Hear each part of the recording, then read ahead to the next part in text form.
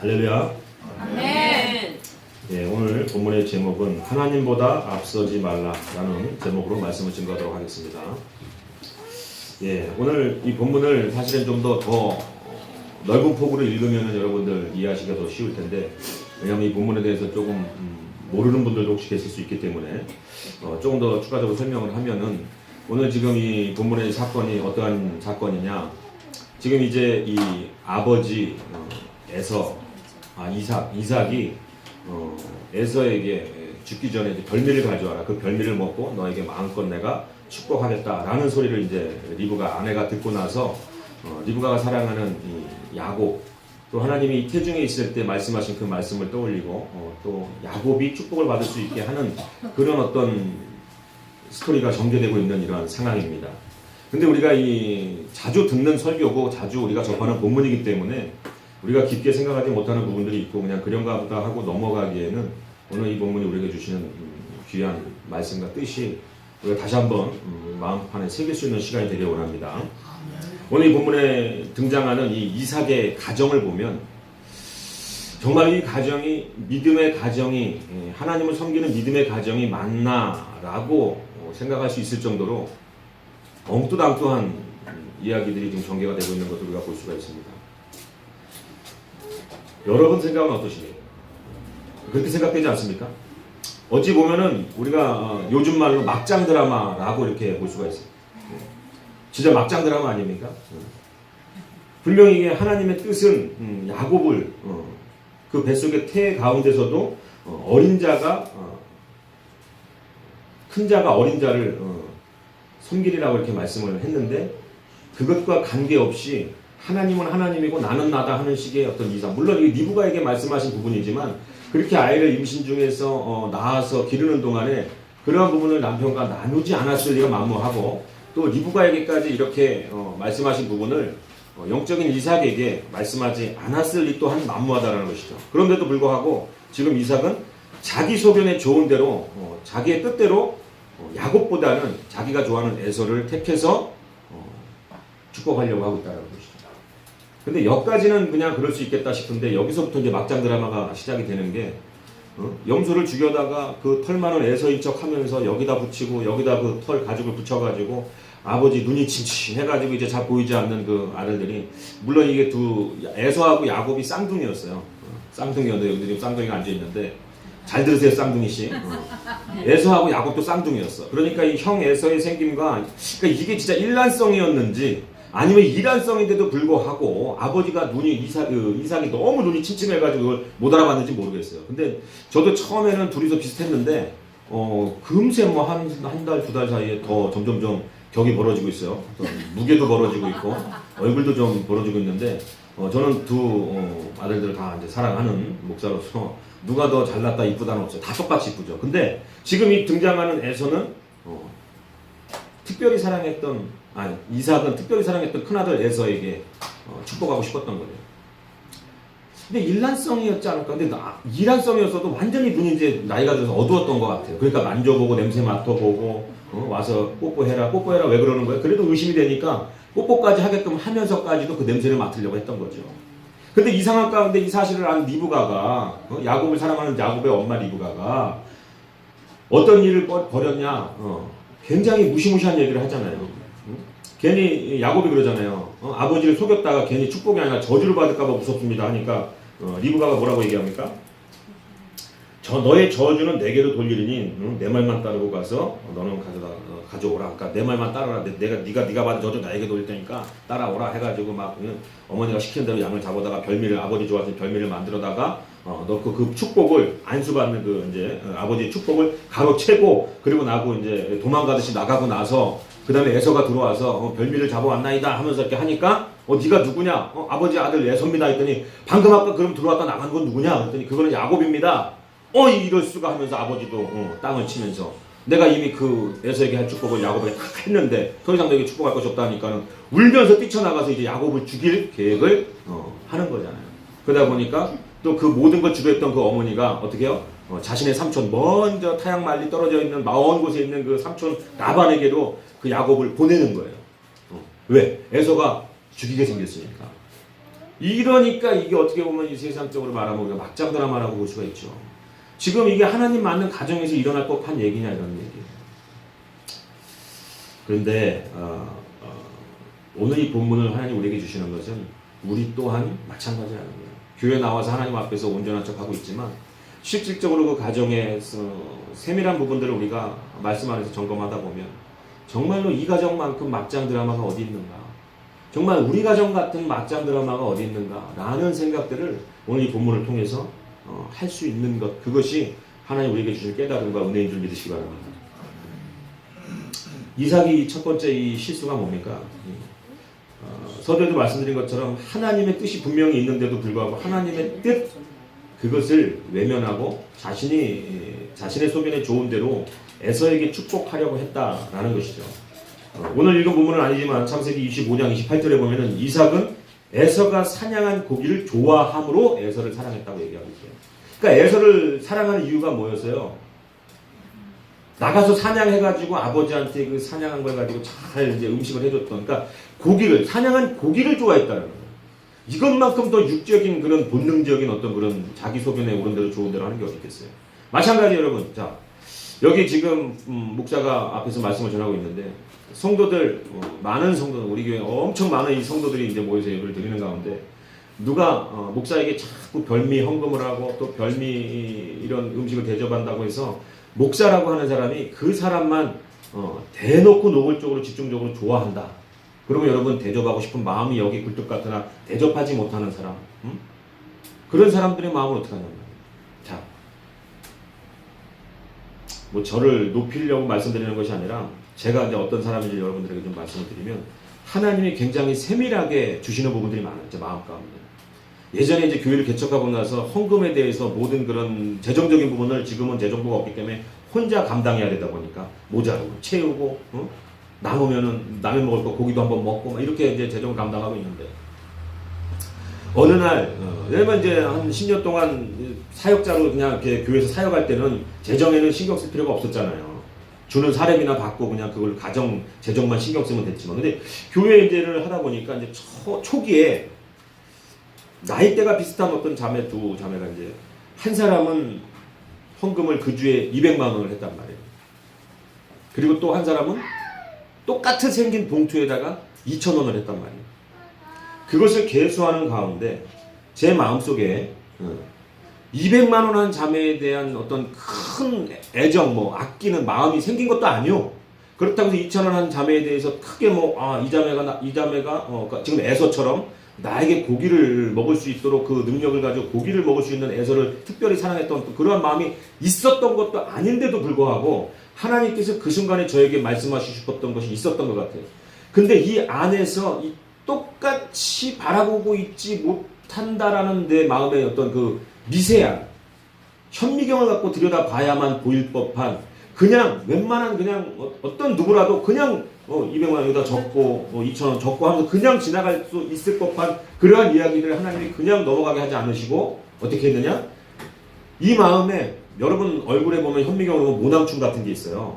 그 모낭충을 보면요, 여러분들이 그 눈에 현미경이 달려있다라고 생각을 해보세요. 그러면 여러분도 어떨 것 같으세요? 아무리 사랑하는 자매, 아무리 사랑하는 형제하고 뽀뽀를 못해요. 눈에 모낭충이 안 보이니까 뽀뽀할 수 있는 거예요. 그 모낭충 생긴 거 나중에 그 인터넷으로 한번 검색해보세요. 얼마큼 무서운가. 외계 그 영화, 그 SF 영화 찍는 사람들이 그 모낭충을 가지고서는 이렇게 확대해서 외계 괴물을 만든다고 할 정도로 그 정도로 끔찍하게 생겼어요. 근데 그런 게 얼굴이 이만큼 크게 붙어있다고 생각하면 그 뽀뽀할 수 있겠냐는 거예요. 못하죠. 그러니까 마찬가지로 그냥 지나갈 수 있는 일인데 그 200만 원과 2,000원의 그 차이, 묘한 차이가 내 안에서 이 보이지도 않는 그런 그냥 지나갈 수 있는 것이 하나님이 현미경을 들여대 주시면서 모낭충이 이만하게 보이는 현미경을 봐서 이만큼 징그럽게 보이는 것처럼 마음에 굉장히 큰 부분에 대해서 하나님 점검하셨다는 거예요. 그래서 제가 그날로 산에 올라가서 울며불며 기도했어요. 울며불며. 이게 무슨 말씀인지 아세요? 그냥 지나갈 수 있는 이야기고 아무런 어떤 목사도 사실 그거 가지고 울며불며 산에까지 올라가서 울며불며 기도할 만한 일도 아니란 말이에요. 그냥 헌금 많이 한 사람 많이 했구나, 적게 한 사람 적겠구나. 근데 앞으로 이렇게 죽을 때까지 목회를 해야 되는 이 새내기 목사에게 하나님이 짓궂어 먹고 싶었던 거 있었는데 그게 뭐냐? 200만 원이든 2천만 원이든 2억이든 누가 날마다 너에게 밥을 사주고 차를 사주고 벤츠를 끌게 해주더라도 2,000원밖에 할 수 없는 1,000원밖에 할 수 없는 100원짜리 몇 개 들고 와서 예배드릴 수밖에 없는 그 사람들과 갭이 생기면 안 된다는 거예요. 제 마음속에. 그 마음을 하나님이 개척한 초창기에 주셨기 때문에 지금도 제가 그 레벨 어떤 경계선이 있다는 거예요. 그러니까 하나님 보시는 그 마음으로 성도들을 보려고 노력하는 마음이 있다는 거예요. 그럼 제가 지금 뭐 이삭을 나보다 못한 사람이다라고 이렇게 얘기한 것이 아니라 굉장히 중요한 부분이라고 얘기하는 거예요. 아들을 사랑할 때 똑같이 편견 없이 사랑해야 되는데 지금 이 하나님의 사람이라고 하는 이 이삭마저도 큰아들을 자신에게 자신이 좋아하는 고기를 많이 잡아다 주는 그 이유 하나로 편애하고 있다는 거예요. 이것이 첫 번째 어떻게 보면 이 가정의 지금 실수잖아요. 실수. 목사도 그렇게 하면 안 되는데 너 어떤 성도 더 이뻐하고 어떤 성도 더 기도 많이 해주고 이러면 안 되는 거예요. 만약에 제가 그렇게 된다고 하면 하나님이 저를 가만히 두실 수도 없고 그 마음을 다시 한번 저를 뒤집어 놔서라도 하나님이 그 기준을 하나님이 보시는 잣대와 그 기준으로 나를 만들어 가시게 될 것이라는 것이죠. 그래서 여러분들이 목사를 위해서 많이 기도해 주셔야 돼요. 할렐루야. 네. 그래서 그러한 지금 이 실수들이 나타나고 있어요. 여러분 그리고 나서 이제 니브가를 보니까 니브가는 이제 야곱을 축복받게 하려고 이런 말 그대로 어떤 편법을 이용해서라도 그걸 모의를 하고 있는데 그러면 이 니브가는 정말로 하나님의 뜻을 따르고 이 하나님을 사모하기 때문에 이 야곱을 좋아하느냐? 또한 그렇게만도 볼 수가 없는 거예요. 왜 그렇습니까? 오늘 이 본문을 보시면 알죠. 하나님을 우리가 믿고 따른다라는 것 어찌 보면 우리가 어느 부분에서는 담대히 말씀을 가지고 하나님이 주시는 믿음 가운데 선포하는 것도 굉장히 필요하지만 대부분의 신앙생활이라고 하는 것은 하나님이 계시하고 보여준 것을 내 마음에 간직하고 하나님 먼저 앞서 행하는 그것을 묵도하면서 우리는 뒤에서 한 걸음 떨어져서 예수님을 따를 수 있는 그러한 신앙의 자세가 되어야지 교회를 다니는 목사도 그렇고 어떤 성도도 그렇고 앞서 나가려고 하는 것에 대해서는 하나님 기뻐하시지 않는다는 거예요. 그래서 이 오늘 본문의 제목도 하나님보다 앞서지 말라는 거예요. 하나님이 분명히 이 에서와 야곱이 그 리브가의 태안에 있을 때 서로 심하게 격동하고 싸우니까 이거 이럴 때는 어떻게 해야 됩니까? 하고 기도할 때 창세기 25장 23절에 말씀하지 않습니까? 두 민족, 네 태중에 두 민족, 두 나라가 있다라는 거예요. 근데 동생이 큰 자에게 섬김을 받을 것이다. 형으로 나오는 에서에게 섬김을 받을 것이다. 그러니까 어떻게 말하면 쉽게 얘기하면 동생에게 내가 축복할 거다라는 메시지를 이제 받았단 말이에요. 그러면은 우리도 때로 그럴 때가 있잖아요. 하나님으로부터 어떤 비전이 올 때가 있어요. 근데 그걸 가지고 하나님 많이 시험하십니다. 비전을 던져주고 나서 그 비전을 이루어가는 것을 하나님을 의지하고 하나님을 따르는 그 자세를 취할 것인지 아니면 하나님이 주신 비전이라고 해서 그냥 동네 막내 떠들고 댕기면서 소문 내가면서 막 여기저기 나불대가면서 그렇게 할 것인가에 대해서 우리가 생각해 봐야 된다는 거예요. 근데 제가 주변에 많이 보면은 하나님의 비전을 가지고 일하는 사람 같은데 열매가 좋지 않은 사람들이 너무 많아요. 하나님이 나에게 이렇게 말씀하셨어. 하나님이 나에게 주실 뜻이야라고 하면서 그거를 굉장히 앞세워갖고 이야기들을 하는데 그 어떤 인성이 어떤 그 성품이 어떤 언행이 어떤 행동 요소가 뒤따르지를 못하는 거예요. 그러다 보니까 하나님이 아직 안 되겠구나 해갖고 좀. 근데 오늘 그 리브가의 모습을 보면서 우리가 알 수 있는 것이 그런 거라는 거죠. 하나님이 하겠다고 했으면 하나님이 어떻게 하실 것인가에 대해서 기다리고 하나님이 하시는 것들을 바라보는 따르는 자로서의 어떤 모습이 아니라 너무나 조급한 거예요. 야곱이 축복을 받아야 되는데 지금 에서가 축복받게 생겼으니까 어떻게 모든 자신이 가진 편법을 동원해서 네가 가서 에서라고 속여라. 근데 이게 털이 없어서 어떡합니까? 그러면 잡아와라 해갖고 그냥 그 털을 갖다가 여기다 붙여가지고 형의 옷을 입혀가지고 그렇게 해가지고 아버지 처소에다가 들여미는 거예요. 축복받으라고. 그러고 나서 어떻게 됐어요? 가정이 깨졌죠. 가정이 깨졌어요. 교회도 마찬가지일 것 같아요. 하나님보다 앞서면 깨지는 거예요. 아무리 교회라고 할지라도 교회라는 게 뭡니까? 교회라는 것은 예수 그리스도를 주로 시인하는 자들의 모임이라는 거죠. 근데 그 모임이 예수 그리스도를 주로 시인하는 사람들이 예수님보다 앞선다는 것은 이미 교회가 아닌 거예요. 그러니까 깨지는 거예요. 가정도 마찬가지예요. 하나님이 하시는 것, 사업장도 마찬가지예요. 하나님이 하시는 것, 그 뒤편에서 우리는 따라가야지 내가 원호다, 내가 가장이다 해가지고 그것을 좌지우지하려고 해서는 안 된다는 것입니다. 그러면 깨지는 거예요. 그러다 보니까 지금 이 가정도 깨졌잖아요. 야곱을 라반에게 보내고 또 에서는 그걸 또 언젠가는 아버지 어머니가 지금 살아계실 때는 마음 아프게 할 수 없으니까 어머니 아버지 돌아가실 때까지 기다리는 거야. 내가 그러면 바로 내가 너를 가서 죽이겠다는 이게 형제간의 원수가 돼버리는 거야. 응? 근데 이게 왜 생깁니까? 조급함 때문에 생기는 거예요. 조급함 때문에. 믿음 없음이죠. 조급함. 이 조급함의 다른 말은 불신이라고 할 수가 있어요. 제가 아는 어떤 집사님 이야기를 좀 드리면 여러분들이 모르는 분이니까 제가 좀 편하게 이제 얘기를 드리면 한날은 이제 저랑 이제 한 좀 몇 개월 관계를 가지셨는데 그러면서 이제 저한테 이제 기도도 부탁을 하고 또 여러 가지 상담도 부탁을 해서 이제 그렇게 나누다가 보니까 마지막에 이제 나눈 게 어떤 거였냐면 그분이 누군가를 병간호를 했는데 그 병간호 했던 사람이 누구냐면 그러니까 남자 사촌 동생의 아내 되니까 사촌 동서 정도 이렇게 뭐 동서 맞죠 뭐 그런 사촌 동서 정도 되는 어떤 자매가 이제 자기가 나이가 좀 어렸는데 저기 뭐 암에 걸려가지고 한 2개월인가 3개월간을 이제 그 집에 계속 출입하면서 밥 해주고 뭐 죽 끓여주고 설거지 해주고 또 빨래 해주고 이런 거를 계속해서 가서 이제 2-3시간씩 일을 해줬다는 거예요. 근데 그것이 아무 보수도 없이 이렇게 하다 보니까 뭐 지치기도 했나 보죠. 근데 이제 기도하는 가운데 이걸 언제까지 해야 됩니까 하는 가운데 하나님이 그 말씀을 줬다는 거예요. 그 지금 병들어서 그 아픈 그 딸의 분깃이 너의 것이 될 것이다 라는 말씀을 주셨다는 거예요. 분깃. 그러니까 병간호 이제 하나님이 시켰다라고 이제 생각을 하고 열심히 하고 그 아픈 사람이 원래 이게 취했던 그 분깃이 내 것이 될 것이다 뭐 이런 이야기를 자기가 이제 믿고 그래 하나님 뜻이고 맞구나 하고서 계속 섬겼다는 거죠. 근데 그분이 이제 한 3개월 만에 이제 돌아가셨는데 문제는 뭐냐면 자 죽었어. 남편하고는 거의 반 이혼했기 때문에 왕래도 없었어. 연락도 잘 안 됐어. 근데 이 집사님이 거기서 병간호 해주다가 어떤 짓을 했냐? 죽고 나왔으니까 어떻게? 구급차 와서 이제 영안실로 이제 옮기고 장례식장으로 옮기고 하면서 그 가운데 이 여집사가 그 장롱 안에 있는 폐물을 가져다 자기 집에 갖다 놓은 거예요. 그래놓고 당당하게 정당하게 하는 거예요. 정당화하는 거예요. 하나님이 이 여자의 분깃이 내 것이 된다고 했으니까 이것은 정당하다. 그래가지고 이렇게 금부치 같은 거 있잖아요. 이렇게 이런 거 이렇게 이런 걸 갖다가 폐물함 통으로 아주 집에다 갖다 놓고 부젓이 하나님이 줬다고 생각하고 갖고 있었던 거예요. 자, 그랬는데 며칠 뒤에 경찰서에서 연락이 오는 거예요. 이렇게 해서 병간호 해주시고 왔다 갔다 하신 분 맞냐고. 맞다고. 이 가정에도 지금 폐물 상자가 통째로 도난당해서 없어졌는데 혹시 모르냐. 그 얘기를 하고 있는 거예요. 제가. 그것도 창피해서 얘기를 안 하려고 못하고 하다가 기도 부탁해야 되니까 그 얘기를 한 거예요. 그러니까 이 사람 지금 난처하게 생겼죠. 얼마나 난처하겠어요. 근데도 제가 보면서 참 그런 사람이 은근히 이 교회 안에 많다라는 거예요. 하나님이 자신한테 허락한 거기 때문에 갖고 왔다는 거예요. 그게 그 안에 도둑놈이 들은 거죠. 응?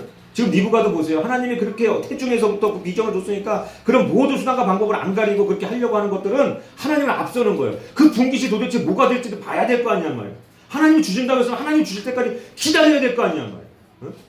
분깃이라고 하는 것이 죽은 사람의 유산 이런 것들을 얘기하는 건데 그러면 그 사람이 살아생전에 졌던 빚 그 빚문서가 분깃이 될 수도 있는 건데 뭐 지가 좋은 거 지 뜻대로 그냥 그 폐물 갖다가 그냥 지 집에다 훔쳐서 갖다 놓고 나서 경찰서에서 연락 오니까 이거 어떻게 하냐고. 그걸 뭐라고 그러겠어요? 회개하라고. 하나님 주신 건데 회개하세요. 하나님이 준 거냐?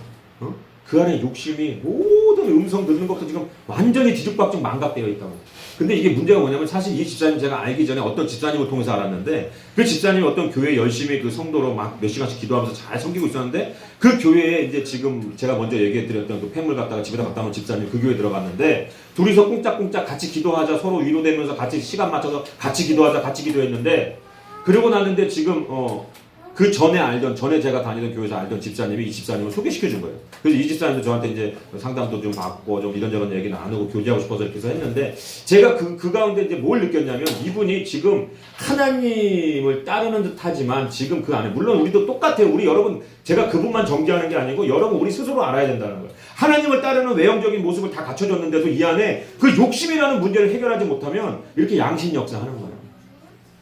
하나님이라는 푯대를 세우고 나서 뒤로는 다 내 욕심대로 살아가는 삶을 살 수밖에 없는 그런 양심 역사가 있는 거예요. 물론 신학적으로 어떤 교수님들은 말도 안 되나 성령 받은 사람한테 양심 역사라니 그거는 신학적이지 않다라고 이야기하는 거 제가 많이 들었고 신학교 때도 그런 교수님들 앞에 있었지만 그 신학교 교수님 아무것도 모르는 거야. 아무것도. 응?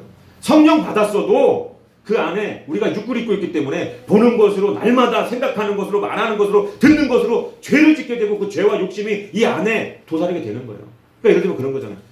여기 등잔이 있으면 등잔 밑은 어두운 거예요. 성령이 들어와서 우리 안을 밝혀주실지 몰라도 그러나 우리 전반적인 인생은 하나님께서 옳은 길을 끌고 가시고 성령님이 지도하시지만 그 등잔 밑에 그 어두운 부분 안에 그 욕심과 모든 흑암의 그런 안 좋은 예전에 그 하나님 만나기 전에 구습이 이 안에 숨어갖고 붙어있다는 걸 알아야지. 뭐 양심 역사가 없다고 성령 받은 사람 말도 안 되는 거예요.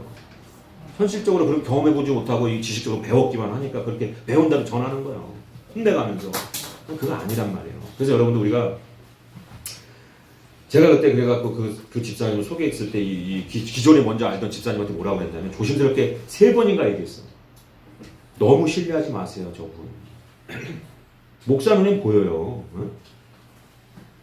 너무 저분 가까이 하지 마시고 저분 하는 말은 다 믿지 마세요. 하나님 바라보고 말씀 바라봐야지. 같이 와서 기도해주고 어려운 이야기, 집사님 어려운 이야기 그 교회 교육자들보다 더 잘 이해해주고 방언이 능통하고 예언의 은사가 있다고 그 예언 은사 하는 거 가지고 기도하다 듣고 기도하다고 봤네. 기도하다 하나님 이거 음성 주셨네. 그거 쏠깃쏠깃 얘기해주는 거에 넘어가지 마세요. 하나님 절대 그렇게 역사하는 건 아닙니다. 관계 조심하세요. 그랬는데 결과적으로 그 말을 안 듣고 계속해서 그러더라고요. 목사님 색안경 끼지 말고 봐주세요. 정말 좋은 분이에요. 저분 진짜 저를 위해서 기도해 주시는 분이고 저런 사람 없어요. 계속 저를 설득하는 거예요. 제가 그때마다 어떻게? 3번 얘기했는데 안 돌아오면 할 수 없는 거 아니야. 그냥 뭐 알겠습니다 그냥 하고 그 뒤로는 그분에 대해서 얘기 안 했어. 근데 불과 한 달 정도 만에 그런 사건을 가지고 와가지고 어떻게 됐냐? 결과적으로 이분 때문에 어떻게 좀 약간 그게 사단이 그렇게 교회 안에서 역사하는 거예요. 성도 통해가지고. 그래갖고 이분이 이 교회에서 지금 한참 은혜받고 있었는데 그분을 그 교회에서 나오게 만드는 어떤 원인이 되었던 것을 제가 봅니다. 그러니까 사람의 말을 듣고 그 교회를 떠나니까 그 하나님 얘기하신 그 놀랍고 엄청난 축복이 제 눈에도 보이는 것들이 많이 있었는데 그 자녀의 문제부터 여러 가지 문제. 근데 선무당이 사람 잡는다고 은근히 예언하고 방언하고 그 예언도 그게 다 그걸 우리가 신령한 척하고 기도하면서 예언해가지고 우리한테 해주는 얘기 사람이 예언해주고 하나님 직접 주시는 거 아니고 담임 목사가 예언하는 거 아니면 여러분 절대 어디 가서 뭐 예언에 귀 기울이지 마세요. 에? 그런 분이 제 주위에 너무 많아요. 신학생들도 그렇고 그냥 예언해주는 목사님은 쫓아가가지고 그냥 예언기도 받으면 녹음해가지고 그냥 그거 들으면서 하는데 물론 그 중에 정말로 하나님의 음성을 대언해서 예언하시는 분들 많이 있지만 대부분의 한 80%가 문제가 있어요. 왜? 이 안에 그 욕심, 어떤 자기의 생각, 바램, 경험 이런 것들이 묻어나온단 말이에요. 깨끗하지 못해요. 깨끗하지 못한 물 마시고 죽으면 여러분 어떡할 거예요? 응? 큰일 나는 거예요. 생명이 달린 문제인데 응? 누구 얘기를 어디서 들어? 응? 자, 여러분 이뿐만이 아니고 제가 알던 어떤 자매는 어느 날부터인가 성령이 제가 예전에 제가 20대 때 다니던 교회인데 성령이 충만해지더니 앞에서 찬양 인도를 막 해. 막 울면서 찬양 인도를 해. 근데 하나님 제가 자랑하는 것이 아니라 하나님이 저에게 주신 은사 가운데 분별의 은사가 있는 거예요. 그 목사님부터 사모님부터 모든 목사님 자녀부터 모든 성도들이 그 찬양에 막 심취돼가지고 같이 노래하고 그 찬양 인도자가 이제 또 20대 젊은 애인데 목사님 나오세요 해갖고 벌떼기도 한다고 모든 사람들한테 성도들이 안수하게 만들어서 막 기도하고 또 어떤 자매를 끌어다가 기도해준다고 같이 기도하는데 막 때려가면서 안찰하고 막 이러는데 목사님이 보고 그냥 지나가 버리더라고. 안 말리고. 저 같았으면 그렇게 안 돼요. 교회 질서가 있지. 어디 강대상 앞에서 자매 때려가면서 기도하면서 안찰하면서 그 말도 안 되는 짓인데 그걸 목사님이 영적으로 그렇게 못 보는 거야. 근데 저는 그때 당시에 신학생 이제 막 하나님을 만났는데 그 은사를 주시니까 찬양 인도하는데도 불구하고 하나님을 향해 찬양하는 것이 있는데 그 이면에 자기를 세우고자 하는 자기 의나 여러 가지 자기 생각대로 하고 싶은 그것이 아직 이게 다스려지지 않아요. 그러니까 이게 선무당이 무서운 게 왜 그런지 아세요? 하나님의 음성도 듣고 예언도 하시는데 자기 의가 벗겨지지 않았기 때문에 자기 생각이 계속 묻어있다는 거예요. 그거를 여러분들 사람들에게 먹인다고 생각하면 찬양하면서 기도하면서 예언하면서 그 사역자가 날마다 기도하면서 깨끗하게 자신을 비워야 될 것이 자기 게 자꾸 드러나고 나가고 거기에 묻어가지고 예수님의 말씀 가운데 자기 걸 시작해서 나가니까 성도들이 먹고 병들고 배탈 나고 설사하는 거예요. 응? 근데 제가 보는데 앉아서 보는데 잘못됐다 이 안에 계속 잘못됐다, 잘못. 모든 성도들이 갖다 은혜 받고 막 갖다 막 그냥 막 서로 안아주세요 하니까 뭐 남자 여자 다 갖다 부둥켜 안고 막 난리를 치는데 제 마음속에 계속 잘못됐다, 잘못됐다. 근데 그게 잘못된 열매가 드러나더라고. 어떻게 드러났느냐? 이 자매가 청년들 모임을 하는데 나눔을 하는데 자기가 지금 교제하는 남자가 있는데 하나님이 이 남자랑 결혼하라고 했대. 그 얘기를 서슴없이 나누는 거예요. 근데 그러면 안 돼요. 결혼하고 나눠야 되는 부분이에요. 그런 것들은. 응? 결혼하고 나서 간증할 때 1년 전에 사실은 내가 이 남자랑 결혼한다고 했기 때문에 이 하나님이 그대로 이렇게 하셨다 해야 되는데 이 자매가 겁도 없이 이 남자랑 결혼시켜주는데 하나님이 봄, 여름, 가을, 겨울 4계절을 데이트하고 나서 결혼시켜줄 거라고 했습니다. 라고 이런 걸 나누는 거야. 우쩍우쩍 하면서 좋다고. 그때부터 제가 너 봄, 여름, 가을, 겨울 내가 한번 지켜보겠다. 지켜보겠다. 지켜봤는데요. 2달 만에 헤어졌다고 고백을 하는 거예요. 그러면 하나님 도대체 본인이 성령 하나님 뭐가 되는 거예요 도대체? 응? 그 자기가 자기 무덤을 파는 거야. 나는 완전히 잘못된 세상 생각에 가득 차 있고 욕심에 가득 차 있기 때문에 하나님의 음성도 분별할지 모르는데도 나는 그렇게 하고 있어라고 생각하는 거야 이게. 응? 그래서 말이 무서운 거예요. 말이 함부로 가서 그냥 하나님 이렇게 한다 저렇게 한다 막 말하면 안 되는 거예요. 그것을 바라보면서 기다리면서 쫓아가면서 앞서지 말고 그게 진정한 믿음의 사람이지. 하나님은 말씀했다고 해서 저거 내 거다 이거 내 거다 자기 욕심 안에서. 근데 그 자매 거기서 끝난 게 아니고 또 어떤 일을 했느냐. 그 젊은 전도사 하나가 들어와가지고 참 아주 그냥 잘 인도하고 잘 이렇게 교회 덕을 세우고 있는데 그 자매 그 형제한테 이 자매가 마음에 드니까 대시를 한 거예요. 그러니까 인간적으로 대시해도 안 되니까 뭐라고 그랬겠어요? 뻔한 거지. 하나님이 내가 당신의 갈비뼈라고 했어. 하나님 그렇게 얘기했다는 거예요.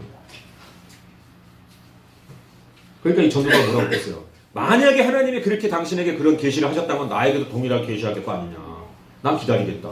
당신 말 듣고 내가 당신하고 사귀지 않겠다. 그랬는데도 끝까지 그거를 아주 그냥 굉장히 집요하게 이렇게 하더라고. 근데 결과는 어떻게 됐느냐? 그 자매 가정이 통째로 교회에서 한번 시끄럽게 분란을 일으키더니 나가버렸어 교회에서. 근데 그 전에 전도사를 내쫓고 나갔어. 응? 그 젊은 전도사 와서 열심히 하는데 그 한 자매가 붙어가지고 계속 치근덕대고 계속 내가 당신 아내라고 하고 불과 한두 달 전만 해도 나는 누구랑 하나님이 결혼하랬다고 했던 그 소리 하는 그런 사람 말을 누가 믿겠냔 말이에요. 그러면서 자기가 찬양 인도자다 무슨 주일학교 선생이다 교사다 하면서 다니면 하나님 그 교회 안에 덕이 되겠냔 말이에요. 우리 교회도 여러분 조심해야 되는 거예요. 만약 정말로 그래서 은사 받은 사람 많은 교회가 오히려 더 시끄러워요. 그냥 목사가 이렇게 그냥 하나님 말씀 듣고 그 말씀대로 교회를 인도해 나가면 되는데 은사 받은 사람들이 여기서 은사 받은 사람이 그렇다고 제가 터부시하는 게 아니라 바울도 고린도전서 14장에 그 얘기를 한 거예요. 예언도 그렇고 방언도 그렇고 가장 중요한 건 뭐냐? 사랑의 은사다. 천사의 말을 할지라도 사람의 방언을 한다 할지라도 사랑이 없으면 안 된다는 거예요. 근데 이 은사자들 사랑이 부족하면 꼭 교회에서 문제가 생기는 거예요. 내가 은사를 받았어도 예언을 주셨어도 저 사람한테 할 말이 있어도 사랑의 은사가 더 강하면 저 사람이 상처받지 않게끔 먼저 기도하고 저 사람을 위해서 통곡하며 울며 그 사람을 위해서 중보하는 마음이 있을 때 진짜 겸손한 마음으로 그 한마디 할 수 있는 거지. 함부로 가가지고 하나님이 이렇게 옷 입지 말래요. 뭐 이렇게 헌금하래요. 이렇게 직장에서 이렇게 하래요. 저렇게 하래요. 그런 얘기하는 거 그거에 여러분 미혹되지 마시기 바랍니다. 아멘.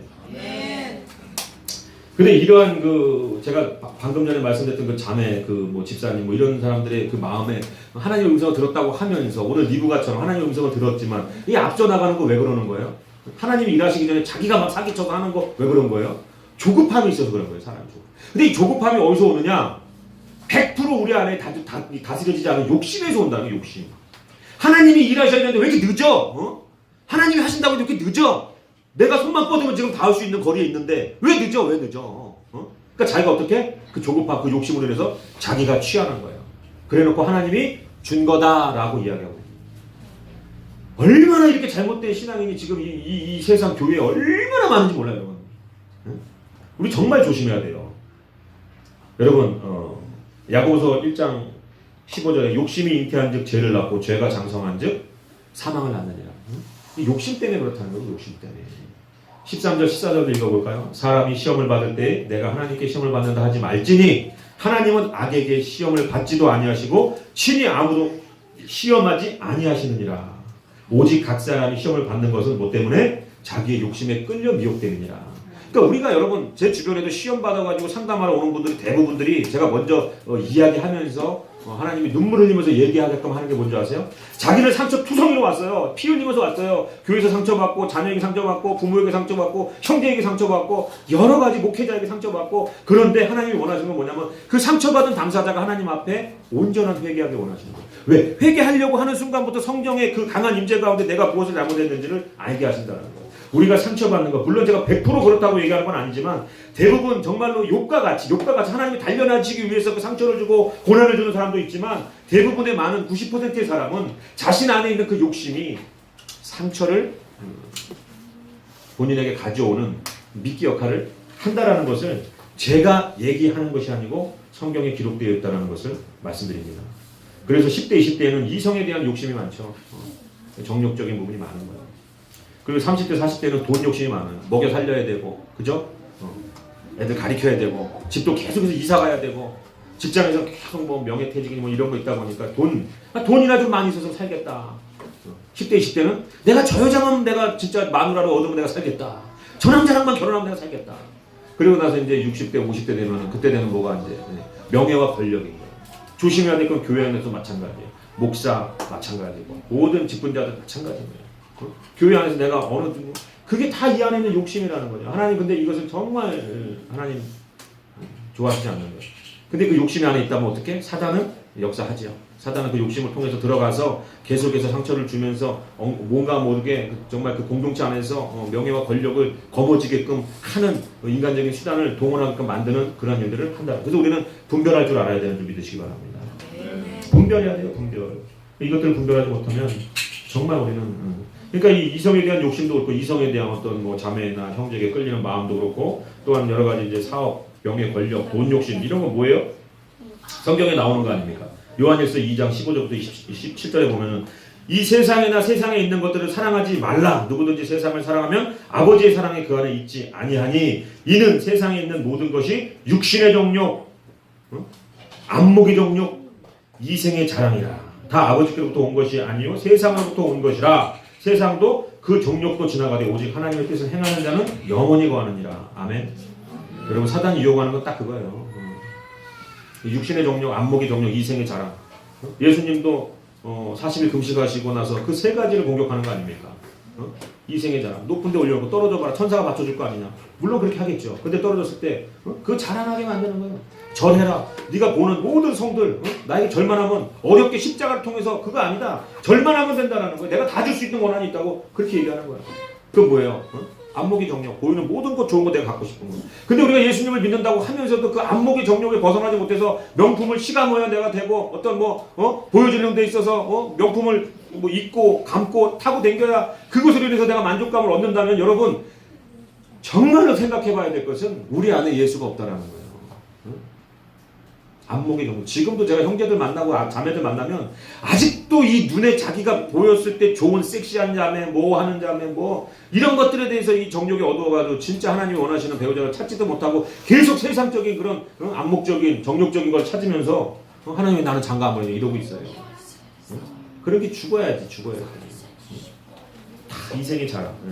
그런 것들 안 된다는 거예요. 그래서 오늘 이 리브가도 여러분 이 조급함 기다리지 못하는 이유. 하나님 일하시기 기다리지 못하는 이유. 못 기다리는 거예요. 왜 그런지 아세요? 내가 지금 당장 눈앞에 보이는 거. 하나님 근데 시험하는 거예요. 우리가 개들도 정말 충직한 개들을 시험할 때 제가 이거 영상을 봤는데 도베르만이더라고요. 도베르만 코가 길잖아요. 그 코 위에다 소세지를 이렇게 올려놨어요. 이렇게. 개가 이렇게 차렷 타고 있어요. 그 뭐 하고 있나 봤더니 계속 그러고 있다가 어떻게? 주인이 먹어. 그러니까 이 코의 위에 있던 걸 떨어뜨리지도 않고 이렇게 여러분, 이 말 한마디, 먹어.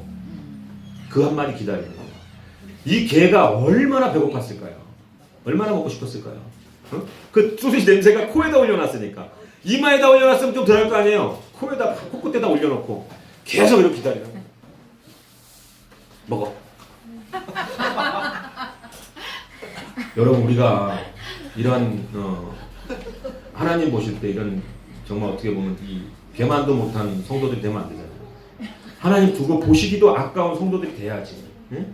여러분, 근데 우리가 그 조급함, 그 못 견디는 걸 왜 나는 지금 이거 할 수 있을 것 같은데 이거를 갖다가 왜 안 주냔 말이야. 하나님 분명히 준다고 해놓고 하면서 못 기다리고 사단은 거기에서 이 목덜미를 붙잡는 거예요. 그래서 우리는 끝까지 참고 인내해라. 어디 가서 누설하고 발설하지 마라. 요셉 보세요, 요셉. 요셉에게 하나님이 그 어마어마한 꿈을 주시잖아요. 11별단이 절하고 하늘에 11별과 달과 해가 절하고. 근데 그걸 가지고 이 요셉이 뭐가 안 됐어요? 인성, 성품, 하나님 하면서 이 다져지지가 않다 보니까 안 그래도 지금 아버지한테 자기 혼자 이쁨 받아고 형들이 지금 열받아 죽겠는데 형들한테 가서 뭐하라 그 얘기를 하냔 말이에요. 뭐하러. 에? 뭐하러 해요 그거를. 그 형들이 들으면 다 알잖아. 아, 내가 그러면 너한테 커서 내가 너한테 절한단 말이냐? 하면서 어떻게 했어요? 갖다 그냥 이방 상인한테 팔아버리잖아요. 그러니까 왜 팔았어요? 그러니까 고난이 오는 거야. 단속을 못하니까 입단속. 하나님이 보여주신 비전을 가지고 내가 품고 기도하면서 이루어질 때까지 인내하면서 참고 기다려야 되는데 하나님이 뭐만 좀 보여주고 은혜만 좀 주고 뭔가 사업이 열릴 것 같고 뭔가 좀 내려올 것 같으면 그냥 여기저기 가서 떠벌리고 다니니까 하나님이 너 아직 덜 됐구나 해갖고 어떻게? 이방 종들한테 이방 상인한테 팔려가는 꼴이 되는 거죠. 그걸 통해서 이제는 어떻게 해요? 인내할 수 있는 그 감옥에서도 여러분 금방 꺼내질 줄 알았는데 여러분 2년이나 아무런 말이 없는 거예요. 감옥에서. 하나님 계속해서 인내하게 만드는 이유는 뭡니까? 여러분. 할렐루야. 아멘. 오늘 두 사람 늦게 온 사람들이 있어가지고 오늘 죄송하지만 설교 이제 마칠 때 됐는데 처음부터 다시 설교를 시작하도록 하겠습니다. 오늘 본문이 창세기 27장 6절로 19절 하나님보다 앞서지 말라라는 제목으로 오늘 이 믿음의 가정을 보면 하나님을 믿는 가정인가 싶을 정도로 이 막장 드라마 같은 이야기들이 펼쳐지고 예? 아니 목사가 또 한번 하는 거지. 또 해요. 네. 나중에 그래서 늦게 오신 분들을 위해서 영상을 준비하고 있다는 사실을 보시고 유튜브로 보시기 바랍니다. 자, 그래서 우리가 오늘 이제 결론인데요. 결론이 좀 길어요. 결론이 한 15분 정도 걸릴 것 같은데 집중해서 들으세요. 학생들! 여러분 이제 좀 이 설교의 내용을 아시겠죠? 이게 나라는 거예요. 이게 리브가가 나고 이 고기에 이게 맛을 들려가지고 하나님의 뜻과 이 저버리는 세상 나에게 내 입을 달콤하게 하는 그 고기를 향해서 하나님 뜻을 저버리는 그 이삭이 나고 그 속여서라도 그 자격도 없는 것이 갖다가 그냥 해가지고 그 축복 받으려고 그냥 형한테 배고픈 형을 그냥 꼬드겨갖고 잠자리 축복이나 그 팔아먹는 그거랑 바꿔치기 해먹는 이 야곱이 나라는 거예요. 지금 우리가 다른 얘기합니까? 제가 집사님 자매 예화스럽다고 제가 지금 정죄하는 게 아니라 그러한 것들이 우리 안에 있다는 거예요. 우리 안에. 하나님의 뜻을 따를 수도 쫓을 수도 바라볼 수도 없는 그런 아주 그냥 잘못된 이 안에 욕심과 그런 조급한 마음들이 정말 이 하나님을 따르는 그 자들을 얼마나 미혹하고 있어요. 사단이 여러분 이 귀신 모양이고 정말 뿔 달고 여러분 침이 된다. 피를 질질 흘리면서 여러분 나타났고 예수님이 좀 죽여버릴 거야 하면서 잡아먹을 거야 하면 여러분들 우리가 더 예수님 십자가를 뛰어갈 거예요. 근데 지금 사단은 그렇게 무식하게 안 합니다. 안락한 생활로 더 좋은 편의로 좋은 핸드폰 저도 핸드폰 해가지고 애들이 뭘 좋아해서 한번 해봤는데 이게 끊었어. 이런 거를 이용하는 거예요.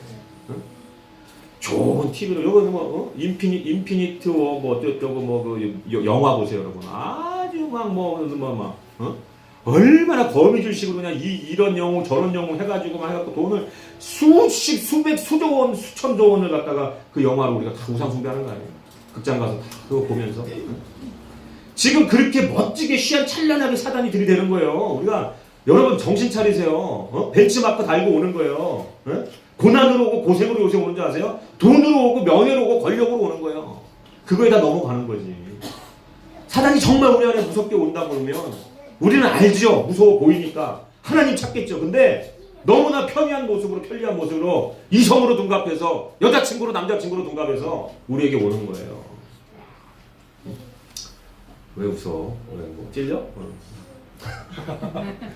네, 저는 설교를 준비하거나 할 때 한 사람도 어떤 사람을 특정한 대상을 생각하고 설교를 준비한 적이 없어요. 근데 여러분들 간혹 가다 보면 시험 드는 분들 자기를 집중적으로 자기 어떤 그거를 이렇게 했다고 그러는데 오해하지 마세요. 하나님 주시는 대로 말씀 증거하는데 그 중에 이제 찔림을 받았다? 그러면 감사해야지. 왜 그게 시험 당할 거리가 돼? 하나님 감사합니다. 목사님을 통해서 저에게 이런 귀한 말씀을 주셔서 제가 다시 한번 회개할 수 있는 기회를 주시고 다시 한번 돌이켜볼 수 있는 기회를 주셔서 감사합니다. 그래서 이렇게 울어도 현찬을 관해 목사가 날 까네. 까는데 저거. 나가봐야 되겠네. 교회 못 다니겠어. 깐다 막 목사가. 신령하게 쫙 하면서 아주 말씀 가지고 까는데 저거 이런단 말이에요. 그러면 안 돼요. 까긴 뭘까요 제가. 여러분 그런 우리들을 하나님 정말로 인내하게끔 만들고 회초리 드는 이유가 그런 거예요. 죽을까봐. 제가 얼마 전에 레트럼 파크인가 경마장 있어요.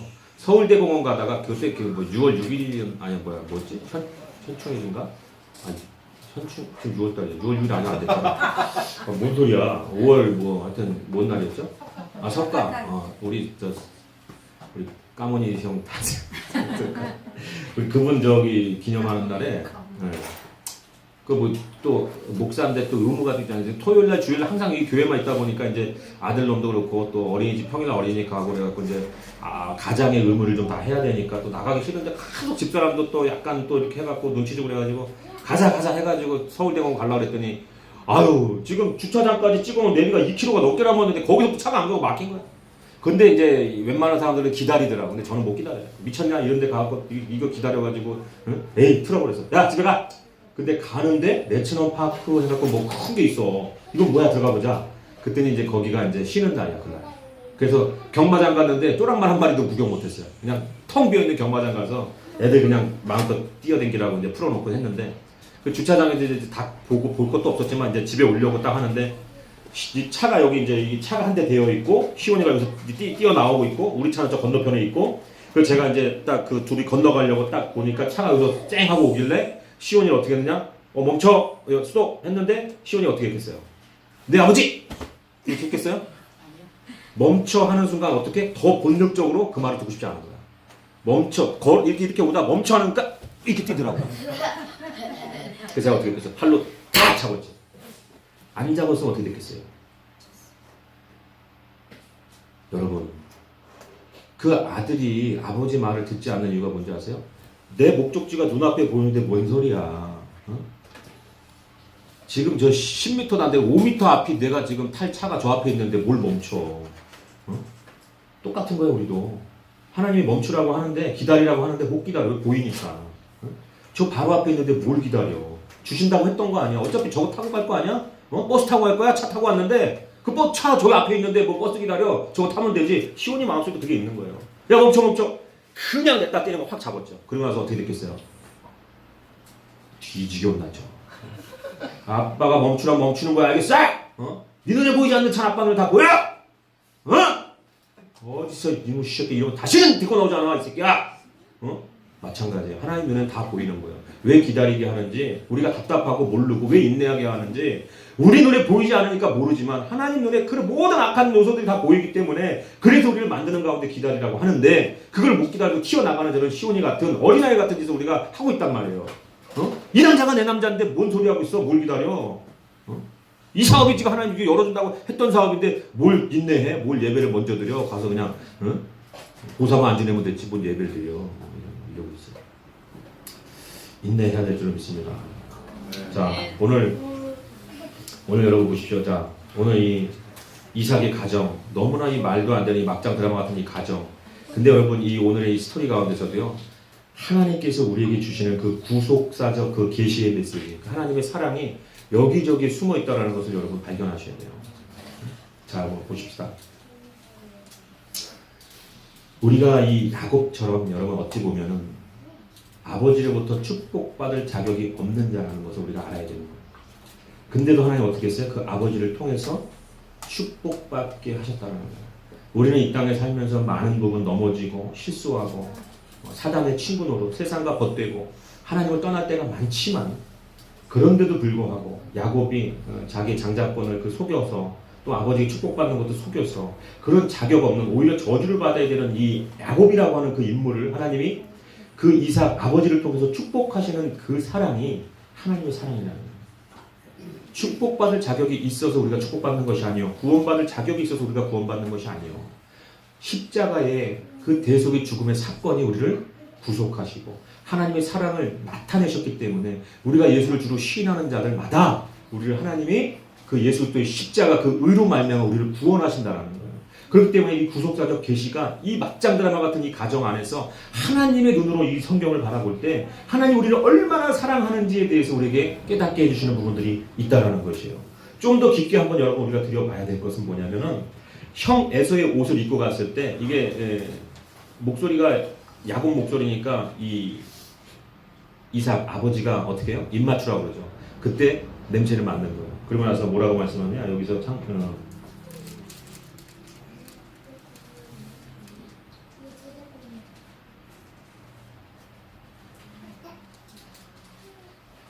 그 27장 보면 마지막 부분에 이제 그 축복하는 데 있잖아요. 그 27장 27절에 보면은 26절부터 보면 그의 아버지 이삭이 그에게 이르되 내 아들아 가까이 와서 내게 입 맞추라. 그가 가까이 가서 그에게 입을 맞추니 아버지가 그의 옷의 향치를 맡고 그에게 축복하며 옷의 향치를 맡고 축복하는 걸 보실 수가 있어요. 옷의 향치를 맡고 축복하여 이르되 내 아들의 향치는 여호와께서 복 주신 밭의 향치로다. 이렇게 축복하는 걸 볼 수가 있어요. 이게 뭡니까? 에서의 옷을 입었는데 그 에서의 옷에 나는 그 향치를 맡고 하는 얘기예요. 그러니까 하나님도 축복하기 전에 무엇으로 축복을 합니까? 이게 지금 에서의 그 옷에 어떤 냄새가 났겠어요? 그 사냥한다고 뛰어댕기고 반농사진다고 뛰어댕기면서 그 옷에 땀 냄새, 그 냄새를 맡을 때 여호와가 복 주신 밭의 향치로다. 이게 뭐냐면 공로라는 거예요. 공로. 이 땅에서 열심히 수고하고 헌신하고 전도하고 교회를 섬기는 이 공로를 얘기하는 거예요. 근데 이 하나님이 이 향기를 좋아하신다. 이 공로의 향기를 좋아하신다. 근데 야곱의 옷이 아닌 거예요, 여러분. 형의 공로라는 거예요, 형의 공로. 자신의 공로가 아닌 공로를 가지고 가서 지금 하나님 앞에 복을 받는 거예요. 여러분, 우리도 마찬가지. 여러분, 어떤 공로로 우리가 복을 받을 수 있다, 없다? 없다라는 것이죠. 오직 예수 그리스도의 그 십자가의 공로만이 우리를 하나님 앞에서 의롭게 여김받게 하시는 거예요. 그 공로, 예수 그리스도 십자가의 공로를 나의 공로, 나의 의로 여기는 자들이 우리가 아무 공로가 없고 이 세상 가운데 아무런 정말 사람을 죽이는 그 아주 부모를 저버리는 그런 못된 짓을 하면서 아무 공로 없는 삶을 살아도 예수 그리스도를 믿기만 하면 그 형의 옷을 입었더니 그것을 공로로 여기는 그 아버지 이삭의 그 모습처럼 하나님은 우리의 공로를 우리의 것을 공로로 보지 않고 우리가 아무리 교회에서 봉사하고 아무리 많이 헌신하고 아무리 많은 수억만 사람을 전도하고 저 먼 나라 가서 그 섬겨도 그런 공로로 우리를 구원해 주실 수 없다라는 거예요. 그 야곱은 그 공로가 없어요. 근데 그 옷을 입고 그 향치를 맡으면서 아버지에게 그러한 축복을 받는 거예요. 여러분 또 한 군데 어디 있습니까? 27장 13절에 보니까 이 리브가가 하나님을 파는 것 같지만 이것을 구속사적 계시의 어떤 관점으로 보면 뭐라고 말씀하고 있어요? 그 13절에 어머니가 그에게 이르되 아들아 내 아들아 너의 저주는 내게로 돌리리니 내 말만 따르고 가서 가져오라. 이게 뭐예요? 히브리서에도 말씀하시죠. 성경에도 나무에 달리는 자마다 저주를 받는 자야. 근데 예수님께서 십자가에 달리셨기 때문에 모든 사람이 메시아 가짜 메시아다. 저 나무에 달린 저자는 저주를 받았다. 근데 그 저주를 받은 것이 맞다 틀리다? 맞지요. 왜요? 십자가에서 우리가 받을 저주를 감당하시는 거예요. 예수 그리스도께서 저주받으실 일이 없는 정말 죄가 없고 흠이 없는 그 예수께서 우리가 저주받아야 되는 우리 인생을 구원하고자 나무에 스스로 매달리시는 그 십자가를 주시는 그 저주를 누가 대속받았어요? 예수 그리스도께서 우리 저주를 대신했던 그 구속사적 그 계시가 지금 이 리브가를 통해서 나오는 거예요. 네가 받아야 될 저주가 있다면 내가 다 받을 테니까 너는 가서 축복받아라. 이게 예수님의 마음이라는 거예요. 네가 모든 그 저주를 나에게 돌리는 예수님이 십자가에서 하신 일이 그거 아닙니까? 우리가 하나님께서 그 억만가지 죄로 저주받아야 될 우리들이 예수님이 대신 저주받으신 그 예수님의 십자가 의로 말미암아서 우리를 복주시고 천국으로 인도하시는 그 십자가의 사건이라는 것이죠. 그래서 또 어디 있어요? 마지막으로 16절에 보니까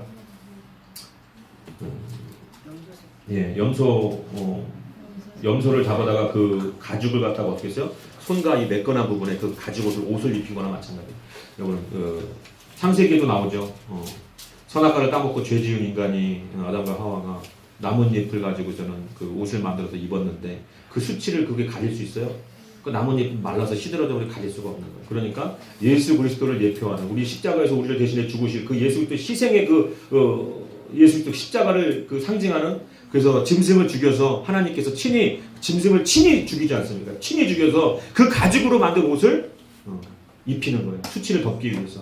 마찬가지로 오늘 이 야곱이 아무런 아버지로부터 축복받을 수 있는 그런 모든 아무런 그런 조건이 해당되는 조건이 없는데도 불구하고 이 염소 새끼를 갖다가 잡아가지고 그 대속의 죽음을 통해서 그것을 덧입었을 때에 이 이삭은 지금 하나님을 표하는 거예요. 하나님이 눈이 어두운 거예요. 눈이 안 보이는 거야, 안 보이는 거야. 지금 에서한테 축복하려고 했는데 야곱이 지금 아무런 그런 축복받을 만한 그런 이유도 없고 그것도 아무것도 없는 자가 와가지고 그 짐승을 죽여서 그 가죽을 벗긴 것을 입고 있는데 그걸 가지고 만져보더니 의롭다 여기고 축복하는 거예요. 축복하는 거예요. 예수님의 십자가가 바로 그런 거 아니겠습니까? 우리같이 아무 공로 없고 수억만 가지 죄를 져서 죽어마땅한 저주받아 마땅한 우리를 대신해서 예수 그리스도께서 피 흘리시고 십자가에 달리심으로 말미암아 우리가 그 대속의 죽음 그 십자가 앞에서 우리를 하나님 의로 여기시고 그래서 하나님의 사랑이 어떤 사랑입니까? 이 눈먼 사랑이라고 하는 거예요. 하나님의 사랑, 눈먼 사랑이라고 하는 거예요. 지금 이 이삭처럼 눈이 멀어서 앞이 보이지 않는 거예요. 그것을 지금 이 하나님의 사랑을 예표하는 거예요. 아무런 공로 없이 아무런 그런 어떤 대가 없이 와가지고 축복하는 데 있어서 눈이 보이지 않는 거예요. 만져보고 어떤 것을 그 의로 여기느냐? 그 짐승의 죽음 그것을 덧입은 그것을 의로 여기는 그래서 우리가 갈라디아서 26장 27절에 보면 너희가 다 믿음으로 말미암아 그리스도 예수 안에서 하나님의 아들이 되었으니 누구든지 그리스도와 합하기 위하여 세례를 받은 자는 그리스도로 옷 입었느니라. 아멘. 여러분 우리가 하나님 앞에서 의롭다 여김받을 수 있는 것은 우리를 위해 죽으신 그 예수 그리스도를 우리가 옷 입는 거예요. 여러분 우리의 의복은 없는 줄 여러분 믿으시기 바랍니다. 하나님께서 지어 입히신 옷이 그 창세기에 가죽 옷이 예수 그리스도의 보혈이라는 거예요. 그 예수 그리스도의 보혈을 우리에게 뿌리시고 바르시고 덮어서 하나님이 마지막 때에 우리를 보실 때 그 눈먼 사랑으로 말미암아서 수억만 가지 그 죄악을 가진 우리들이 하나님 앞에 섰을 때 그 죄악을 눈을 똑똑히 뜨고 보면 보이는데 하나님이 눈을 감고 어루어루 만져가지고 예수 그리스도의 그 십자가 손자 그 못난 그 손자국을 그것을 만지면서 그것을 의로 여기고 네가 예수를 믿느냐 그 믿음으로 말미암아서 그럼 내가 예비한 그 유업 천국 하늘나라를 네가 유업으로 이을 자니라 하고 우리를 의롭게 여겨주시는 거라는 거예요. 근데 많은 사람들이 교회 안에서 자기가 의로운 줄 알고 자기가 공 좀 했으면 그거 어깨로 뭐 힘을 주고 그것이 아니라는 거예요. 우리가 오로지 우리의 의는 예수 그리스도의 십자가만이 우리의 의가 되고 그 십자가를 통해서만이 그 하나님으로부터 영원한 그 하나님의 나라를 기업으로 얻고 우리가 천국에 들어갈 수 있는지를 여러분 믿으시기 바랍니다. 네. 우리는 이 야곱과 같이 아무런 능력도 없고 아무런 자격도 없고 오히려 속여서 빼앗는 자, 발 뒤꿈치나 잡는 자, 남을 걸어서 넘기는 자 그런 죄악 그리고 하나님 얼마나 악합니까? 하나님까지 팔잖아요. 하나님까지 어떻게 이렇게 빨리 잡아서 별미를 갖고 왔냐고 하니까 아버지 하나님이 순적하게 만나게 했습니다. 하나님 이름까지 먹칠을 하면서 팔아가면서까지도 이렇게 죄를 지며 살아가는 이 인간이 하나님의 그 사랑, 눈먼 사랑을 통해서 그 자격 없는 우리들에게 예수 그리스도 십자가를 믿는 그 믿음의 의로 우리를 의롭게 여기시고 하나님의 자녀를 받아주시는 이 사건 여러분 이 귀한 십자가 은혜의 사건을 여러분 마음에 믿으셔야 될 거 아니란 말이에요. 타 종교에서는 공로로 뭐 이렇게 극락에 간다고 뭐 이야기하지만 여러분 우리는 종교가 아니에요. 우리가 뭘 해서 가는 종교가 아니라는 거예요. 예수가 날 위해 죽었다라는 거. 하나님이 그것을 유일하게 우리를 구원하시는 그 길로 택하셨다라는 거. 우리가 그 길 가운데 걸어가고 있다는 이 은혜가 이것이 감격, 이것이 축복이라는 걸 믿으시기 바랍니다. 여러분 이 구원의 확실성을 보세요. 에서가 들어와가지고 어떻게 했어요?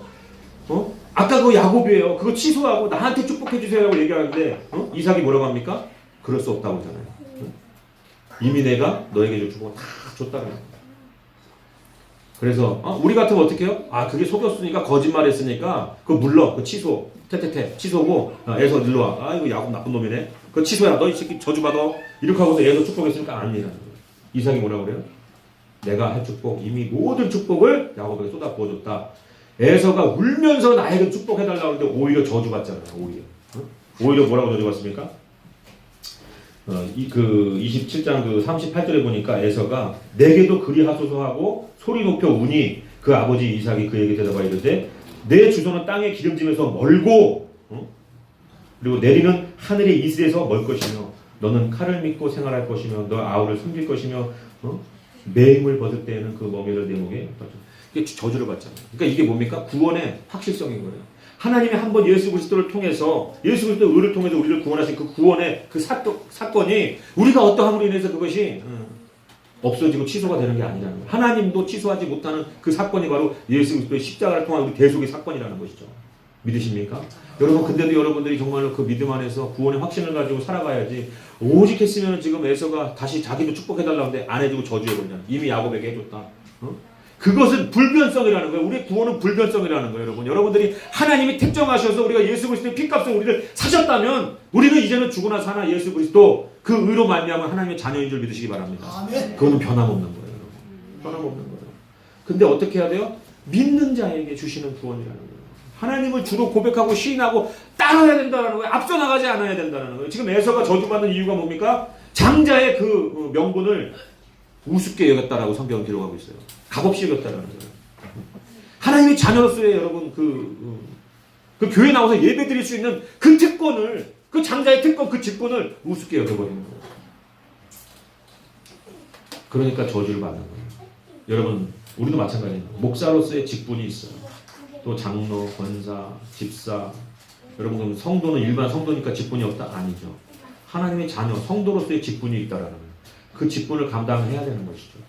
이것은 우리의 힘을 감당하는 것이 아니고 하나님께서 우리를 인도해 가시고 우리는 따라가야 된다는 거예요.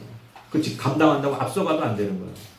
여러분 이러한 모든 직분들 이런 것들을 우습게 여겼을 때 이 에서는 이 참혹한 결말을 얻게 되는 거예요. 그렇게 얼마나 서럽게 울었겠습니까, 여러분? 이 장면을 보면서 어느 장면이 생각나냐면 마태복음 22장 9절에 보니까 그 혼인잔치 비유가 나오지 않습니까? 내거리 길에 가서 사람을 만나는 대로 혼인잔치에 청하여 오라 한데 종들이 길에 나가 악한 자나 선한 자나 만나는 대로 모두를 데려오니 혼인잔치에 손님이 가득한지라. 임금이 손님들을 보러 들어올세 거기서 예복을 입지 않은 한 사람을 보고 이르되 친구여 어찌하여 예복을 입지 않고 여기에 들어왔느냐 하니 그가 아무 말도 못하거늘 임금이 사람들에게 말하여 그 손발을 묶어 바깥 어두운 데에 내어 던지라. 거기서 슬피 울며 이를 갈게 되리라 하니라. 여러분 악한 자, 그러니까 거기에는 지금 이 결혼잔치에 초청받은 자는 악한 자, 지금 뭐 살인한 자, 뭐 속여 빼앗은 자, 뭐 선한 자, 착한 자, 세상에서 뭐 의로운 거 한 자, 뭐 섬김한 자, 뭐 봉사한 자, 뭐 선교사 다 불러다가 이 하나님 잔치 예수 그리스도 이 전에 모였단 말이에요. 근데 뭐라고 얘기하고 있어요? 응? 그 임금이 나와가지고 이 혼인잔치에 너 어떻게 사람 죽인 놈이 왔어? 어떻게 너 사기친 놈이 왔어? 나가 안 하잖아요.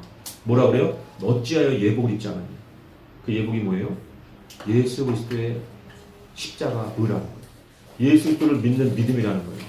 예수 그리스도가 우리를 위해 십자가에 달려 돌아가셨다는 걸 믿는 믿음, 그것이 바로 우리의 예복인 거예요. 야곱이 자신의 팔을 디민 것이 아니고 그 가죽, 그 짐승의 희생을 통한 그 가죽을 덧입었을 때 그것이 본인에게, 야곱에게 그것이 의의 예복이 되는 것이죠. 여러분 오늘도 의의 예복을 덧입기 위해서 우리는 믿음 앞에, 하나님 앞에 온전한 우리의 이 믿음을 드려야 될 줄 믿습니다.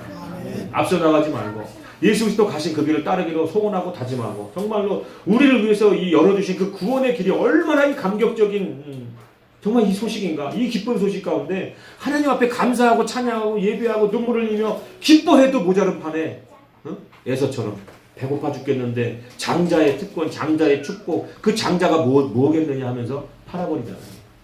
나 배고프다는 거예요. 여러분 교회 안에서 생활하다가도 믿음 생활하다가도 여러분 세상에서 지금 이거 해준다 저거 해준다 교회 나가는 사람 많은 거예요. 한 주 빠지지 뭐. 내가 지금 이 사업이 급한데, 내가 지금 이거 인간 관계가 급하고, 내가 지금 거래처가 급한데, 그러면 어떻게 되는 거예요? 팥죽 한 그릇에 내가 지금 당장이 급한 건데 하고 팔아버리는 거예요. 그 결과가 지금 오늘 어떻습니까?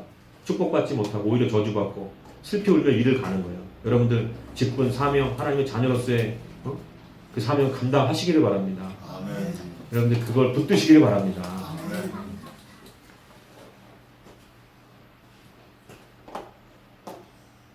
여러분 정말로 여러분들이 우리의 공로로 되어지는 것이 아니에요. 그렇기 때문에 우리는 은혜 받은 자로서 날마다 하나님 앞에 감사하는 것밖에 없어요. 이 결혼 혼인잔치에 선한 자도 왔지만 그 선한 자가 그 선한 걸로 인해서 그 자리에 있으라고 허락받지 않았다니까요. 예복을 입었기 때문에 그 자리에 앉아있을 수 있는 거예요. 그 혼인잔치. 이 마지막 때 여러분 우리는 우주적 종말이 오든 개인적인 종말이 오든 누구나 다 죽고 하나님 앞에 신바대에 선다라는 것을 명심하시기 바랍니다. 그때 우리가 여러분 예복이 없다면 어떡할 거예요? 여러분이 갖춰야 될 예복은 멋진 알마니 정장이 아니에요. 예수가 우리를 위해서 피 흘리신 그 사건을 우리의 대속 제물로 희생하신 그 죽음을 우리가 바라보면서 이제는 내가 산 것이 아니요 오직 내 안에 그리스도께서 사신 것이라. 그 예수 그리스도가 이 안에 오셔서 인도하시는 대로 우리가 따라 사는 것이, 순종하며 사는 것이, 그것이 여러분 유일한 우리가 구원받은 하나님 나라가는 백성으로서의 삶인 줄 믿으시기 바랍니다. 여러분 교회 안에서 자기 목소리를 내지 마세요. 하나님 안에서 하나 되고 서로 협력하고 서로 돕고 서로 사랑하면서 여러분 그렇게 우리가 똘똘 뭉쳐서 해 나가야만 우리가 다 같이 천국에 갈 수 있을 줄 믿으시기 바랍니다. 이 가운데서도 여러분 야곱이 있고 에서가 있다라면 얼마나 속상한 일이겠어요. 하나님 오실 때 다 우리가 부족하지만, 다 야곱처럼 부족하지만 그래도 그 예수 그리스도의 십자가 공로 힘입어서 우리가 하늘나라 가야 될 거 아니란 말이에요. 근데 그것을 나와서 예배 드리는 거, 그 직분 그런 거, 그게 뭐 중요해? 그거 그 터부시 여기고 그거 망령되이 여기다가 여러분 지옥 가는 이 에서를 보면서 여러분 우리도 다시 생각해야 됩니다. 내게 주신 사명도 생각해야 되지만 그 사명 가지고 천국 가는 것이 아니라 그것을 우습게 여기서는 안 된다. 감사해야 된다. 이 나와서 예배 드릴 수 있는 것, 이 한 시간 졸린데 왜 안 끝나? 이게 아니라 정말로 하나님의 그 말씀을 들을 수 있는 것에 감사하고 나와 기도할 수 있고 예배할 수 있는 그 예배당에 나와서 예배할 수 있는 그것을 감사하면서 기쁠 때나 슬플 때나 그것을 가지고서는 탓하고 자기의 힘으로 해보려고 하는 것이 아니라 하나님 하시는 것을 바라보면서 우리가 참고 인내하면서 견뎌나가시는 그럴 때 자격 없는 우리들에게 하나님 아버지께서 놀라운 영광으로 축복하실 줄 믿습니다. 기도하겠습니다.